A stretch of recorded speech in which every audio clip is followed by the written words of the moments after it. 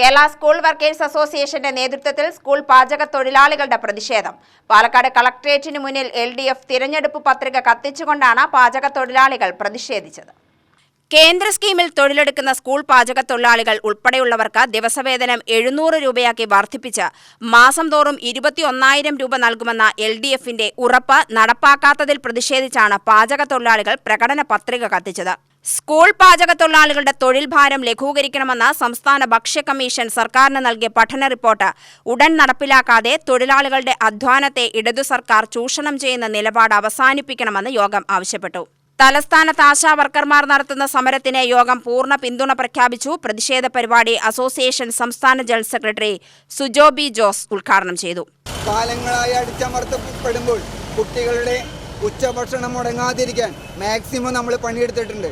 നമ്മൾ അവരോട് പരമാവധി നമ്മളിൽ കഴിയാവുന്ന രീതിയിൽ സഹകരിച്ചിട്ടുണ്ട്.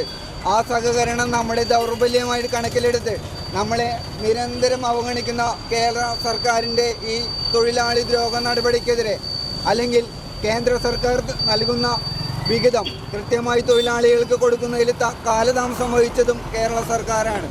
അതുകൊണ്ട് നവംബർ മാസം തൊട്ട് സ്കൂൾ പാചക തൊഴിലാളികൾ 1 മാസം നീണ്ടു നിൽക്കുന്ന രാപ്പകൽ സമരം സെക്രട്ടേറിയറ്റിന് മുന്നിൽ നടത്താനാണ് നമ്മൾ തീരുമാനിച്ചിട്ടുള്ളത്.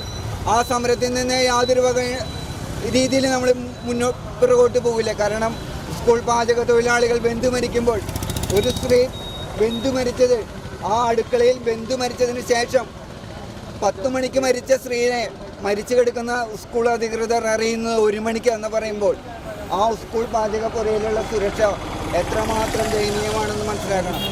ടി ഓമന അധ്യക്ഷത വഹിച്ചു. Jannath Usman, V Ramadevi, M Baby, K Mallika, M Sheeja, Baby Sivan, K Parvathi, B Kamalam എന്നിവർ പ്രസംഗിച്ചു. UTV news Palakkad.